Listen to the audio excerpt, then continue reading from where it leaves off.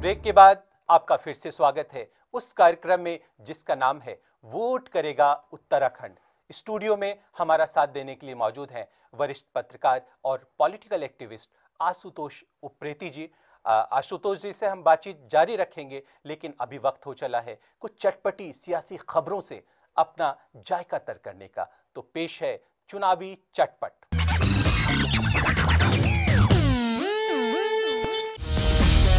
पाकिस्तान में सेना संविधान के अंतर्गत तख्ता पलट चाहती है।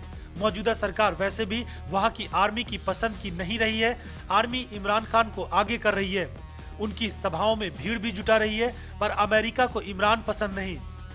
मुशर्रफ भी 30 से पहले पाकिस्तान वापस लौट सकते हैं। मुशर्रफ का मानना है कि चाहे जो हो जाए आर्मी उन्हें जेल नहीं भेजेगी, वहीं रावलपिंडी में रहने देगी।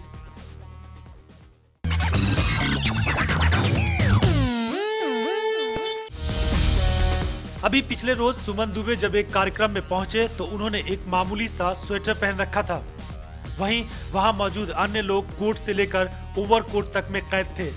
सुमन ने जानना चाहा कि अभी दिल्ली में ओवरकोट की सर्दी नहीं आई है, तो एक सीनियर पत्रकार ने उनसे कहा कि दिल्ली की सर्दी का जो हाल है वो तो हम महसूस कर ही रहे हैं, पर आपके पास तो सत्ता की गर्मी है, वो हम कहां से लाएंगे। सनद रहे कि इन दिनों सुमन दुबे व उनकी पत्नी 10 जनपद के बेहद करीबियों में शुमार होते हैं और कई महत्वपूर्ण मसलों पर 10 जनपद उनकी राय भी लेता है।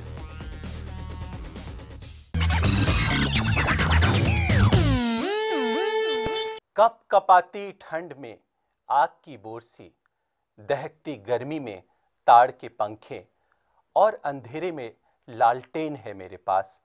लाता हूं रोज रोज घास पात, खिलाता हूं साग पात। घर में बकरियों सी 2 बेटियों को, गाय सी पत्नी और घोड़े से बेटे को। आशुतोष जी, पहाड़ों पर बीता है आपका जीवन, आपका बचपन। कैसा है वहाँ का जनजीवन, कितना मुश्किल है? रमन जी, वहाँ का जनजीवन मैदान के मुकाबले काफ़ी कठिन है, क्योंकि वहाँ अब तो यातायात के साधन थोड़े हो भी गए। पहले आज से 30-40 साल पहले की हम कल्पना करें तो वहाँ यातायात के साधन इतने थे नहीं, सड़कों का जाल नहीं था, आवागमन के साधन नहीं थे, बिजली भी सारे गाँव में नहीं थी, पीने के पानी की व्यवस्था नहीं थी। इसकी वजह से वहाँ आम आदमी का जीवन काफ़ी बोझिल और कष्टप्रद था।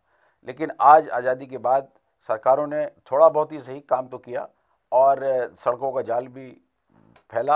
आपका बचपन पहाड़ों पे गुजरा, आपको याद है, आपको कुछ यादें आपकी जुड़ी होंगी। आप स्कूल जाते होंगे या आप हायर एजुकेशन के लिए जब आए तो क्या उस वक्त क्या स्थिति थी? रमन जी, मुझे याद आता है कि हम स्कूल जब जाते थे तब स्कूल जो है कम से कम 7-8 किलोमीटर पर हमारा स्कूल था और पहाड़ों और कोई आने जाने के साधन नहीं थे, खेतों में से होके जाना पड़ता था और बिजली की व्यवस्था भी वहाँ नहीं थी। बिजली तो आए हुए मैं समझता हूँ अभी 20-25 साल ही हुए होंगे, लेकिन उस समय की परिस्थितियाँ और आज की परिस्थितियों में मैं समझता हूँ काफ़ी फ़र्क है।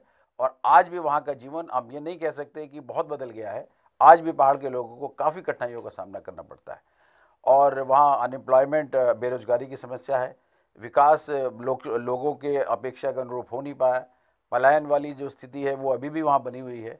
बेरोजगार नवयुवकों को पहाड़ से निकल करके मैदानों में आना पड़ता है ताकि उनको रोजगार मिल सके। ये एक वहाँ की सरकार से सबसे बड़ी अपेक्षा रही लोगों की और उसमें एक पर बाबा रामदेव में काफ़ी रुचि दिखाई है उत्तराखंड सरकार ने, भाजपा सरकार ने पिछले कुछ वर्षों में। देखिए, अगर ये बात आप कहें कि भाजपा ने उनको सपोर्ट किया है तो मैं आपको ये याद दिला दूं कि बाबा रामदेव का जो पतंजलि योगपीठ आश्रम बना उसको ज़मीन देने में नरेंद्र तिवारी सरकार ने भी उतनी ही रुचि दिखाई। तो ये कहना गलत होगा कि भाजपा ने ही उसमें रुचि दिखाई है। दोनों सरकारों ने, दोनों मुख्यमंत्रियों ने, नरेंद्र तिवारी हों या भाजपा की सरकार। आशुतोष जी, हम आपको रोकना चाहेंगे क्योंकि वक्त हो चला है कि हम हास्य व्यंग के अपने उस्ताद कवि डॉक्टर सुनील जोगी को लेकर आए, उन्हें प्रस्तुत करें जरा हटके। क्या स्थितियां चल रही हैं? 5 साल बाद ये मौसम बार बार आते हैं चुनाव में और बार बार लोग कस्में खाते हैं, वादे करते हैं, जनता के साथ जुड़ते हैं, हाथ जोड़ते हैं, पैर पकड़ते हैं, लेकिन हर बार जीत जाने के बाद वही व्यवहार। कि जनता की भटकी नैया को फिर खेने का मौसम है। 5 साल के बाद में वोटों को लेने का मौसम है। जनता की भटकी नैया को फिर खेने का मौसम है। 5 साल के बाद में वोटों को लेने का मौसम है। कोई रिश्ता नहीं रहा या मंडी है आरोपों की, एक दूजे को भैया अब गाली देने का मौसम है। एक दूजे को भैया अब गाली देने का मौसम है। आज के एपिसोड में बस इतना ही। हम कल फिर मिलेंगे वोट करेगा उत्तराखंड के एक नए प्रोग्राम में। हम स्टूडियो में मौजूद अपने मेहमान आशुतोष उप्रेती जी का धन्यवाद करना चाहेंगे। हम आपसे कल फिर मिलेंगे इसी प्रोग्राम में इसी वक्त, और हम अपने दर्शकों को बताना चाहेंगे कि हम अपने प्रोग्राम का समापन दुष्यंत कुमार के सुलगते दहकते शब्दों से करेंगे। कल आपसे फिर होगी मुलाकात इसी वक्त इसी चैनल पर। तब तक के लिए त्रिदीप रमन और एनटीआई मीडिया की पूरी टीम को दें इजाजत। शुभ रात्रि। जिंदगी ने कर लिया स्वीकार, अब तो पथ यही है। अब उभरते ज्वार का आवेग मध्यम हो चला है। एक हल्का सा धुंधलका था कहीं कम हो चला है। ये शिला पिघले ना पिघले रास्ता नम हो चला है। क्यों करूं आकाश की मनुहार, अब तो पथ यही है। क्या भरोसा कांच का घट है किसी दिन टूट जाए। एक मामूली कहानी है अधूरी छूट जाए। एक समझौता हुआ था रोशनी से टूट जाए। आज हर नक्षत्र है अनुदार, अब तो पथ यही है। यह लड़ाई जो कि अपने आप से मैंने लड़ी है, यह घुटन यह यातना केवल किताबों में पढ़ी है। यह पहाड़ी पांव क्या चढ़ते इरादों ने चढ़ी है।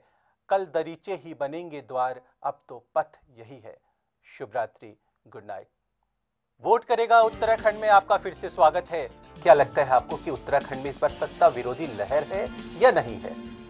लहर जैसी कोई चीज़ तो अभी तक दिखाई नहीं दे रही है। आगे चुनाव प्रचार में क्या बन जाए ये कहना मुश्किल है। जनता सवाल तो पूछेगी, हिसाब तो देना पड़ेगा।